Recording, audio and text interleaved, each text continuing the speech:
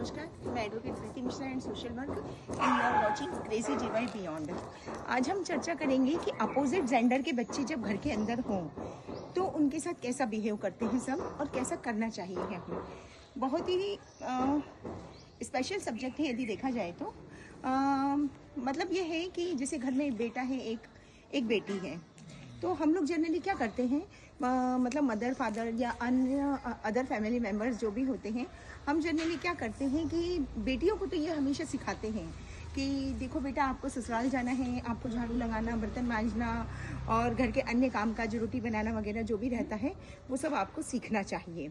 लेकिन ये शिक्षा हम लड़कों को नहीं देते हैं और न ही हम लड़कों को इस तरीके की कोई भी बातें बताते हैं या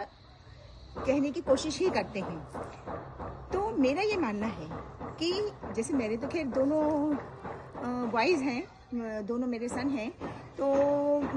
लेकिन मैं फिर भी उनसे ऐसा नहीं है कि मेरे पास काम करने वाले भी हैं, सब हैं, मैं खुद भी करती हूँ, लेकिन फिर भी मैं उनसे काम करवाती हूँ। आप विश्वास नहीं करेंगे, मेरे दोनों बच्चे को रोटी बेलना भी आता है और कहीं ना कहीं वो कोशिश करते हैं, हालांकि वो छोटे हैं, मैं थोड़ा उनको फायर से दूर रखती हूँ, बट वो कोशिश करते हैं कि वो रोटियाँ सेक भी लें और सब्जियों में मसाले डालते हैं, बड़े क्रेजी होके खुद ही जाते हैं और मसाले डालते हैं, बनाने की कोशिश करते हैं, लेकिन मैं उन्हें कभी मना नहीं करती हूँ, क्योंकि मेरा ये मानना है, देखिए बेटी खाना खाती है, बेटी भी खाना खाते हैं।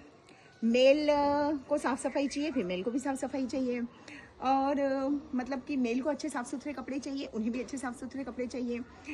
तो जो चीज़ें मतलब दोनों में यदि दोनों बिल्कुल बराबर बराबर के काम एक जैसे करते हैं और सभी चीज़ें हैं, तो फिर फाउंडेशन वर्किंग का आप फीमेल चाइल्ड पे क्यों डालते हो?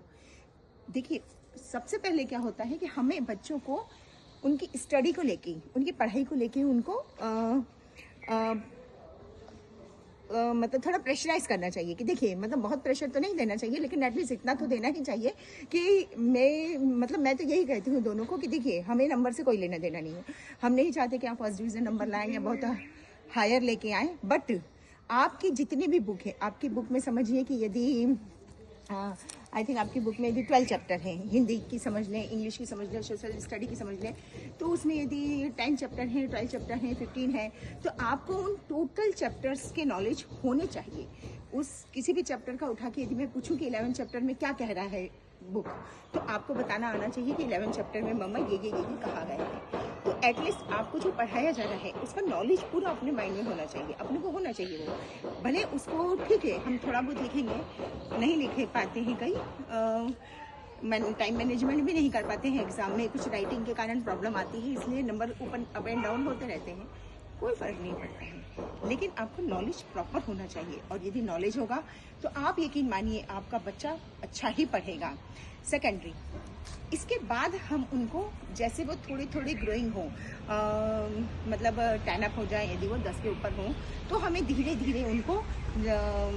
अदर काम, जैसे मैंने कल भी एक वीडियो बनाया था कि यदि 5 साल से ऊपर का बच्चा है तो उसको सफाई का महत्व बताना चाहिए, उसको खुद से काम कराना चाहिए। ऐसे ही हमको छोटे छोटे कामों के लिए, फिर हमको 10 के ऊपर का हो तो उसको, चल बेटा ये थाली उठा के वहाँ रख दो, इसको वहाँ कर दो, ये कपड़े अपने प्रॉपर घड़ी करो इसको, और अपनी जो भी आपकी कबर्ड है उसके अंदर प्रॉपर प्लेस पे रखो, इन कपड़ों को ऐसे इधर उधर बिखरा के नहीं रखो। फिर यदि वो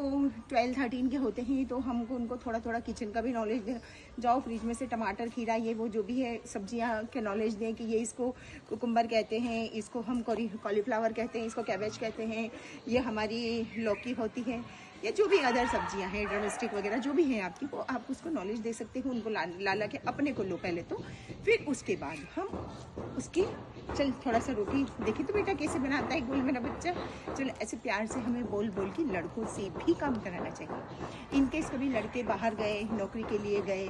तो एटलीस्ट उन्हें कभी किसी पर डिपेंड नहीं होना पड़ेगा।